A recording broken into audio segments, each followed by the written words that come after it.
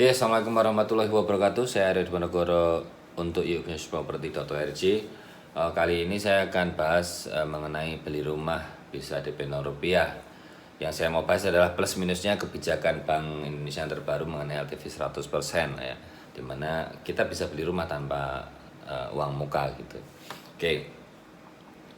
Yang pertama adalah nilai plusnya dulu ya, nilai plusnya dulu. Jadi LTV ini adalah melonggarkan dari LTV sebelumnya atau loan to value-nya yang sebelumnya gitu. Dimana kalau dulu orang mau beli rumah harus bayar DP dulu ya kan, harus bayar DP, harus ada nyiapin uang untuk DP, terus nyiapin uang untuk biaya transaksi, biaya KPR, terus biaya pajaknya gitu. Tapi sekarang karena LTV-nya 100%, tidak perlu menyiapkan uang muka, tapi harus menyiapkan 3 komponen yang lain tadi ya, biaya KPR, biaya admin, sama biaya pajaknya ya, biaya transaksi maksudnya, menyiapkan itu. Nah, tentu saja ini akan meringankan bagi si calon pembeli ya, pembeli properti sangat meringankan ya, sehingga harapannya kebijakan ini bisa membuat orang mau atau mendorong orang untuk bisa membeli properti gitu. Yang kedua, saya melihatnya pemerintah dan Bank Indonesia sangat peduli dengan industri properti ya. Makanya dikeluarkanlah kebijakan seperti ini, dan sebenarnya juga ada kebijakan-kebijakan lain juga yang terkait langsung dengan properti ya. Misalnya suku bunganya sama harga propertinya tidak naik gitu kan. Ini ya, kenapa harus peduli ya, karena memang industri properti adalah industri yang memiliki impact yang luar biasa terhadap pertumbuhan ekonomi. Jadi menurut saya ada dua industri yang merupakan economic booster. Yang pertama infrastruktur, yang kedua adalah industri properti.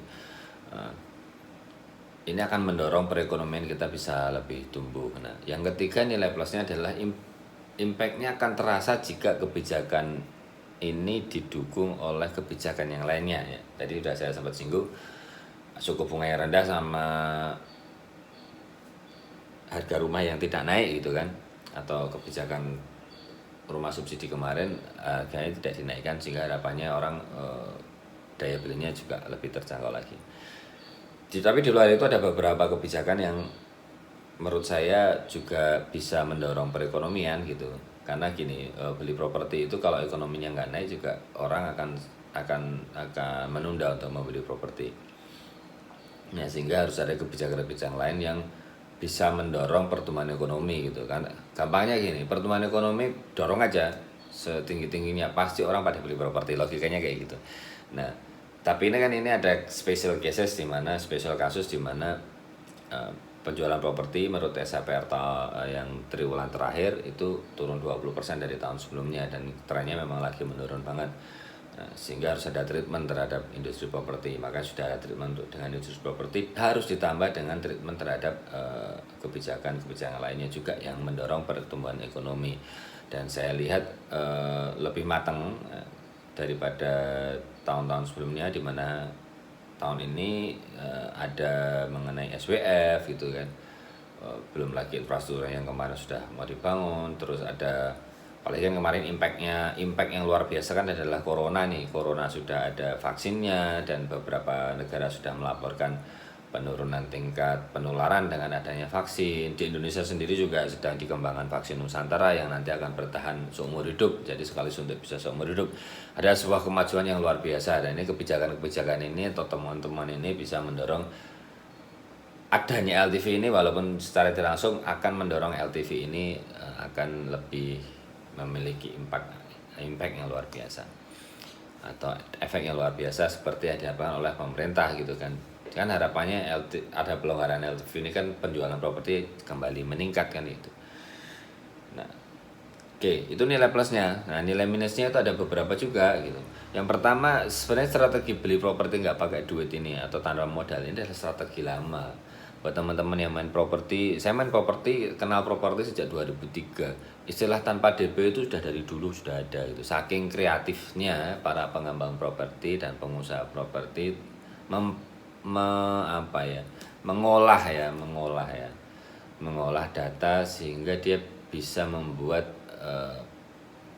strategi tanpa DP, ya, tanpa uang muka gitu. Jadi bagi pemain properti ini bukan hal yang mengherankan ya.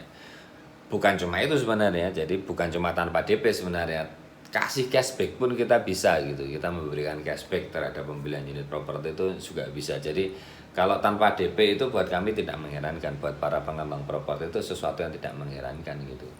Jadi kebijakan ini ya harus kita sambut dengan baik gitu kan. Dari sisi konsumen ini menarik, tapi bagi sisi pengembangnya ya itu kebijakan lama dan sudah biasa kita lakukan itu, dan impactnya selama ini faktanya menurut SHPR triwulan keempat 2020 kan turun 20% ya.